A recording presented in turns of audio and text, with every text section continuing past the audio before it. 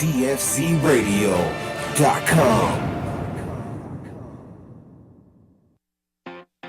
Are you looking for a second chance to be a homeowner? Bankruptcy, foreclosure, or a short sale in the past 7 years?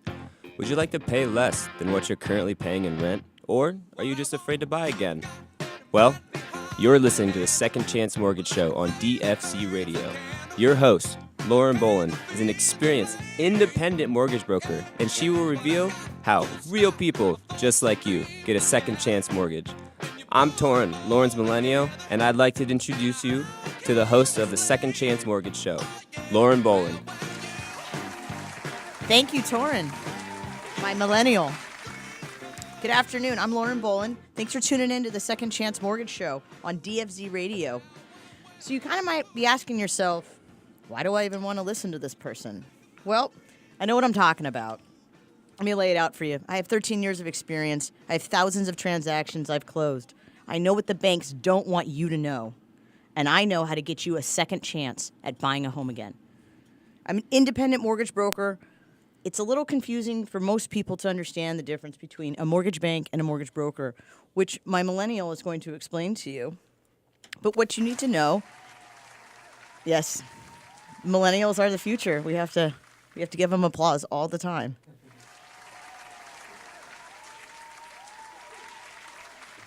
All right, so the way that I like to describe the difference between a mortgage bank and a mortgage broker is a mortgage bank kind of everything's under one roof. So think of it as like a like a restaurant. So say like Red Robin.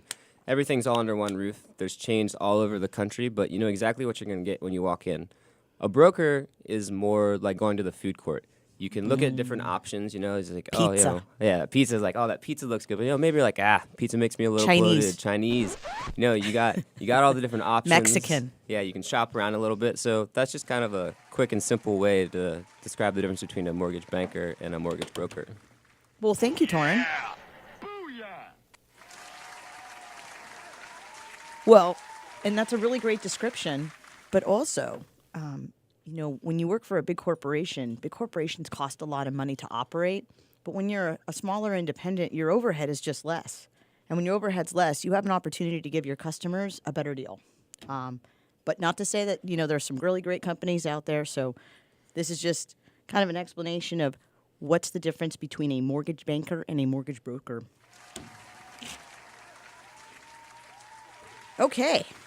Well, today on the Second Chance Mortgage Show, I'm going to introduce you to real people who have lost homes in the past, who are going to see if they can get a second chance at getting a mortgage. It's no secret that getting a mortgage loan today is a tedious, stressful, it's confusing. I doubt you've heard somebody who told you it was this amazing experience in 30, 45, 60 days. Exactly. And during the course of this show, I'm going to explain why it does get so hard. You know, I had a thought in the shower this morning, Torrin. Oh, shower thoughts, Lauren. I don't want to know what you think about in the shower. That's personal time. Keep it to yourself. Yeah. Lots of thoughts. But one of the biggest thoughts is that I wanted to make sure that I had some guests that came on today that are real people. They're real people who had real foreclosures, bankruptcies, short sales. Life happened to them, and they're just everyday people. This isn't, you know, some miraculous, random person that I found.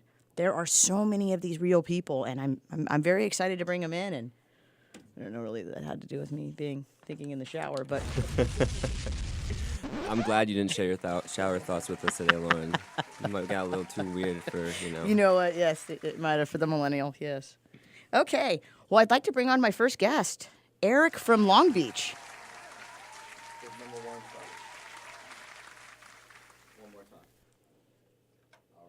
Hi, Eric. Are you with us? Yeah. Hi, Eric. How are you today? I'm doing good. Thanks for having me on. Yeah, pleasure to have you, Eric. Yeah. So I'm going to tell the listeners a few things about you. Okay, so Eric is 46 years old. He currently pays $2,400 a month in rent. He has only $280 of consumer debt, and that's a car payment. He makes approximately $7,600 a month before taxes. He has $22,000 down to put on a home, which he's going to take most of that from his 401k. He had a foreclosure in 2011, and his median FICO score is 672. Now, Eric, tell us your story. What happened? Well, so I bought a home in Florida back in 2004, which, at the time was a really great time to buy houses, although it was Absolutely. very competitive. And, I had the house for quite a number of years, probably about 6 years or so. And then okay. I had to move to California. So my job relocated me to California. So I spent quite a bit of time trying to get renters, and, that didn't go so well. They What kinda was that trashed like? my house. What Well, was they that trashed- like? What was that like trying to get renters while being in California? The people that I got in there just, didn't really care, and I wasn't there. I was 3,000 miles away. So, What did they do? well, they busted some things up, and, sometimes they didn't pay rent, and, it ended up just being a nightmare. And, so we tried to sell the house many, many times. And how many realtors did you hire to sell your home? Well, just two, but, Just two? Yeah, Okay. in Florida at the time, there was, nobody was buying homes. They were waiting for people to foreclose because there were houses foreclosing all over the place. So, So a lot of your neighbors went through the same thing, even though they currently lived in Florida. yeah. Actually, we had a great neighborhood, and it was a thriving place, but it ended up being really went downhill fast because a lot of people lost their homes in that neighborhood. Did you try to get a loan modification or any other type of assistance? There was quite a bit of it was I think it was called the HOPE program or HARP, and there were supposedly the government put forth all of these programs that could help people like you. Did they help? Well, no, they didn't help, or at least maybe I wasn't knocking on the right doors to find the help, but. No, I think they didn't work. I think it was all a bunch of BS, but hey, let's go, Obama. Anyways, okay, so you were stuck in a rock and a hard place. And Yeah, I started pulling money out of my 401k to try to pay the mortgage to prevent foreclosure, and ended up with huge tax penalties. oh my gosh, Yeah, and I'm still See? paying for that. you trying to do the right thing, and you still got screwed.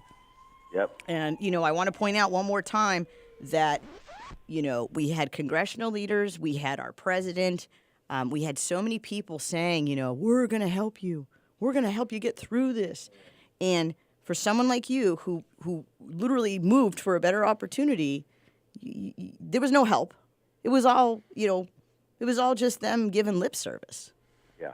Yeah. Well, Thanks, Bush. yeah. Well, let's.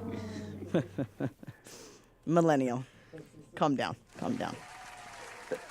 Well, there's a few people, but that's not this part of the show right now. Right now we want to hear Eric's story. And I just want to let the listeners know that you're listening to the Second Chance Mortgage Show. If you have a question or you want to be on the show, call us 888-589-6872 or go to our site, mysecondchancemortgage.com. So, Eric, what really, at the end of the day, did you give up? Did it get taken from you and you, in the last minute, you were trying to save it? What happened at the end? Yeah, so, well, believe it or not, a lot of advisors told me that I need to just stop making payments because it was the only way that we could get the bank to make any kind of movement on it. And the bank actually themselves were like, if you can't sell it, then you just let it go. So we tried to do some short sales, but the bank ended up not taking any of our offers. Wow. And ultimately, they ended up foreclosing on it and sold it for $90. Wait, they sold Whoa. $90? Where was Sold my I? house for $90, I was like 12. That's like a bar tab. Yeah. right? Wow. Especially here. Well, okay. Well, since this happened in 2011, what's your opinion about buying again? Are you hesitant? Do you I want love buying to? again, but this thing's still affecting my credit, and I still got taxes that I'm paying on it from when I pulled the money out of the 401k. And I'd love to invest in real estate again, but I'm just not sure about the. You're a little scarred. You're a little scarred from it. Yeah. Yeah. I don't blame you. Yeah, the stinger's still in there. So Well, it's nice to know that when we needed our government most to help people like you, that they offered a bunch of crap that didn't work. So, yeah, I'm going to be honest. That's what makes me an expert. It's why I'm having this show. You got to tell people what it is. But I will tell you this. Eric, are you ready to find out if you can have a second chance at owning a home? well, yeah, I am. I want to check it out at least to see if that's an opportunity for me. Okay. All right. Well, here's what I know. Based on the information that I've collected about you, you qualify for an FHA loan. That means 3.5% down payment with a $450,000 purchase price. Okay. That's a total payment with your principal, interest, taxes, and insurance, and the FHA MMI of $2,861 a month. Okay. Yeah. Interesting. So Well, your I'm so not your sure current about here in LA, that might buy me a closet somewhere. well, believe it or not, it could buy you a really awesome condo. Yeah. Okay, And, cool. So, I want you to, think about how home ownership's going to feel if you were, to try it again. And also, while you get your taxes done, because, I think everybody's kind of going back to their CPA, their tax preparer, to file for 2015. It's tax season. Yeah, it's tax season. Talk to him about it. Say, would it benefit me in my tax bracket to buy again? And what would that look like? Now, I'm not a CPA, but I already know it's going to be a benefit. But I think that when it comes to making a really big decision, like buying a home, especially after you've lost a home before, you kind of have to talk to a bunch of different people before you really get that, I'm ready to go. I'm ready to do this again. Yeah. So, well, I really appreciate you being on the show. And if you're ready to buy a home, let's talk. All right, cool. Thanks, Lauren. All right. Thanks, Eric. Take care. Take care, Eric. All right. You're listening to the Second Chance Mortgage Show. Do you want to be on the show? Do you want to tell your story? Do you want to ask me a question? Do you want to talk to Torin the Millennial? Call us, 888-589-6872, or visit our site, mysecondchancemortgage.com. We're going to go to a commercial right now. Gotta pay the bills. Got to pay the bills, but we'll be right back. Well, this is how it starts. Two lovers in the dark on the run from the one that they call Chef Spark. 6 guns by the side and bullets round their waist. 2 shots to the sky, signal sign for the chase. The safe was nearly empty and they were nearly free, but was seen by the good eye of the mean Billy Green. And he screamed at the top of his lungs, they're on the run. It's the 2 outsiders, grab your horses and your guns. I said I wish that we could stay here, but I fear our time has come. We can ride out in the darkness, chasing the rising sun. We gotta pack our bags this instant. We're heading southbound to the next town. And if we arrive there so safely, baby, you can lay me down. Lay me down. Lay me down. Lay me down. Well, it's the story of the two, always on the move. They got nothing left to lose except their guns and their wounds. Now they're crossing border, sheriff's posse on their tail. They'd rather die together than be stuck up in a cell. They drank up all the whiskey and they partied every night, like it could be the last. The bounty said to shoot on sight. So they chased the endless summer, knew it came with the bride. They wouldn't stop running till they found a paradise, but the sheriff finally found them with the sights seeing red. So the lovers had to shoot them down and fill them full of lead. They were finally free to find a place to lay their head. And when they finally did, he looked at her and then he said, I said I think that we can stay here, 'cause I feel our time has come. And we can walk down to the ocean and sit with the rise.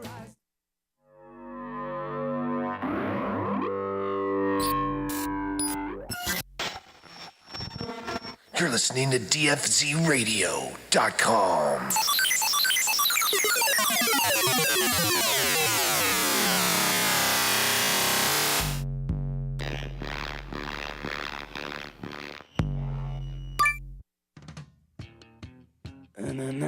I'm just a lum. Hey, Carlos, man, what you doing, man? Why your hands so green? Man, I'm just looking for this algae, man. My tío told me it's good for my plants, man. For your plants? No, you need to check out Nitrozyme. Nitrolime? No, Nitrozyme, the marine algae extract. Oh, man, what's that, man? Nitrozyme is a marine algae extract that contains over 50 natural occurring trace minerals and macronutrients. Is it gonna be enough algae for my plants, man? Nitrozyme is 8 times more powerful than the common seaweed fertilizer and contains many of the naturally produced nutrients that all plants require for vigorous growth. Man, so I've been digging all this algae for nothing, man? Yeah, we need to get you down to the Hydro store or check out Nitrozyme at hydrodynamicsintl.com. Hey man, your garden smells amazing this year. What are you doing different? Haven't you heard? We've been using the Turpinator. Did you say Turpinator like terpenes? Yes, exactly. Turpinator is designed to increase your plant's terpenes, which are responsible for everything from how your plants smell to how much flavorful oils they produce. Basically, Turpinator is the one-stop shop for an overall quality increase for your fruits and flowers. That's awesome.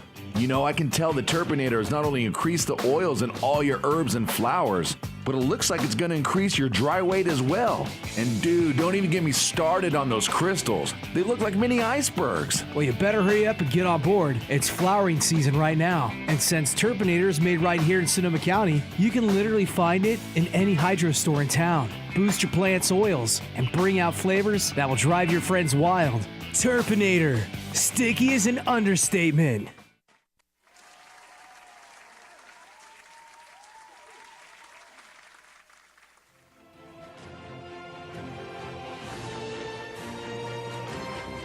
DFZRadio.com. Welcome back. You're listening to the Second Chance Mortgage Show. You've got a question, a story about how you lost a home to a short sale, foreclosure, bad realtor, whatever. Give us a call at 888-589-6872. That's 888-589-6872. Or you can visit our website at www.mysecondchancemortgage.com. All right. Welcome back, everyone. I'm your host, Lauren Boland. So we just got done talking to Eric from Long Beach about his unfortunate situation in Florida and how he lost a home. But the good part is that he can buy again. That's what we like to hear. Woo! Anyways, well, we have a couple more guests. We're gonna bring up Kareen from Lakewood. Ooh, I like that name. Yeah, Kareen. yeah. And then Johnny Ann from San Pedro. But I just want to let everybody know that this show, My Second Chance Mortgage, is about people who have lost a home to a bankruptcy, a foreclosure, a divorce. Life happens, and enough time has gone by that you can get a second chance. And I think a lot of people just don't think that they can. Yeah, it's just that little fear factor, you know. You kind of got screwed over once, and, you know, it's always in the back of your mind. It's like you got your heart broken for the first time when you were young, you know. You think, oh, man, no one's ever going to love me like this again. Oh, yeah. I know the feeling. Because it happened like yesterday. Shut up. Okay. All right, we're going to bring Kareen on from Lakewood. Hi, Kareen. Are you with us? Yes, I am. All right. Hey, Well, Kareen, welcome to the show. yeah, welcome to the Thank show. you. Thank you. Thank you. Well, Kareen. I'm gonna tell the audience a few things about you. So, ladies and gentlemen, Kareen is 42 years old. She currently pays $2,300 a month in rent, and she rents a house. She has no consumer debt. She makes approximately $7,900 a month before taxes. She currently has $45,000 to put down on a home if she could qualify, and she'll be pulling that from part of her 401k and another part from gift funds from her parents. She had a short sale in 2011, which was approximately 5 years ago, and she has a median FICO score of 690. All right. So since we know a little bit about you, and which is, I have to tell you, Kareen, there's probably thousands of listeners right now that have the same situation. But I want to hear your story. What happened? Why did you have to do a short sale? Oh, God, how depressing. So, 2001, we got married and we bought our first home. So Great sweet. deal. Great deal. Loved our house, little house in Lakewood. And Lakewood. Lakewood. So kids come, and then, we were there about 2 years, and then outgrew the home. So we decided to buy a bigger home rather than remodel. Okay. So we sold our house, got a bigger house, and at the time, that's when everything was booming. And so tell me, let's talk about the old house. How big was the old house? The old house was 1,200 square feet. Okay.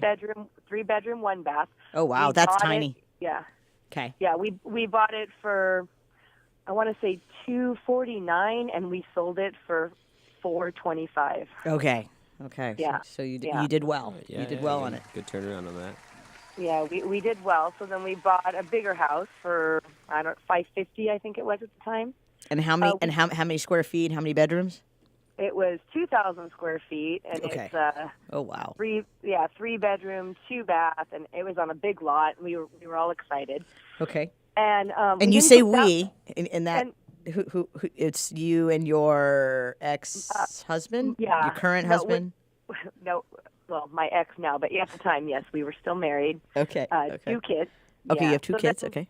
Yeah. So then we didn't put that much down because we wanted to save some to do some upgrades and improvements. New hardwood floors. That kind of thing to the house. So How much did you we- put down? Do you remember? it was only 10%. Okay. All right. Oh, okay. That's not, Yeah. for the money you had to put down, you could have put more down, but you chose to put 10% down so you could do some repairs. Yes. Okay, great. Okay. And that's And that's at a the- smart at thing to do. Yeah, and at the time, we had a family friend that Okay. was doing our loan for us. Okay, so you had a family friend who was a mortgage professional who you went to who did your transaction.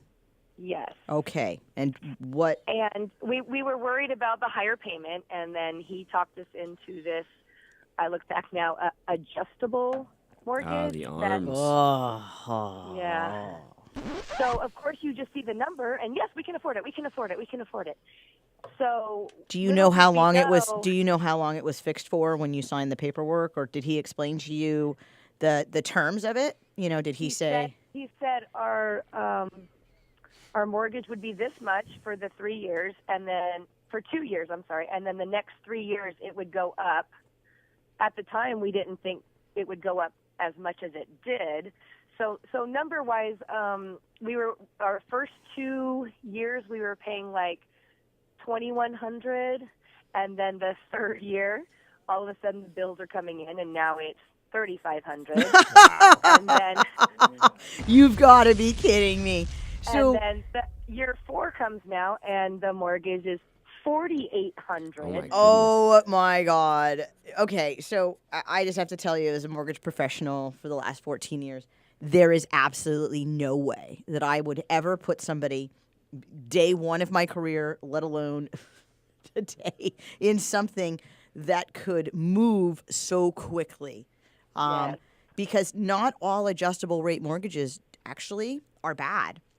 And it's all about the terms. It's all about, what the index is that you're going to choose and what the margin. So, I don't want to cut you off here, but I want to let the listeners know that an index is like the Wall Street Journal, the Treasury, the LIBOR, which is the London Interbank Offer Rate. These are all little, they all have to do with the financial system. So they in themselves are not dangerous. It's the margin that kills you, and it's the terms of which that it moves. So you could get an adjustable rate mortgage today, and it wouldn't be for 2 years because they don't write those anymore. But it could be for 5, and then it could adjust, and your payments capped every year as to how much you could go up, like only like $300 every year. So you know what you're getting yourself into. Whereas this is crazy. Year 1, you're paying $2,100. By year 3, right? Is that right? 35? $3,500? By year 4 we were at $4,800, which more than obviously doubled. causes That's like causes insane. lots of arguments. Well, of course, it's but going to I put heard- stress I on heard- any marriage. Well, with your last listener, we did try to do, the government programs to try to refinance. And, how's this? We make too much money for that program. So we couldn't do that. You made Yay. too much money. We made too much money for those special programs. So, Like minimum wage? Like yeah. Well, 'cause with $15 an hour? pretty much. It was that Such bad. a joke. Well, anyways, year 5 now. We're getting divorced, and now our sorry. mortgage. I'm sorry. Our mortgage is, $5,200. $5,200. Like, Yeah. that's what some people make in a month. I don't even know what Yeah. $5,200 looks like. I know. Torrin has never even made $5,200 in his life, and that was your house payment. I was like, I could buy a car with this, but okay. So we get divorced. He moves out. Now I'm supposed to make this mortgage by myself. Obviously, I can't do it. Obviously, you get a lot of roommates. Yes, and just like the last caller said, I went for some advice, and they said just stop making the payment. Just put your house up for sale. Stop making the payments, and Yeah. I put the house up for sale, and it did actually.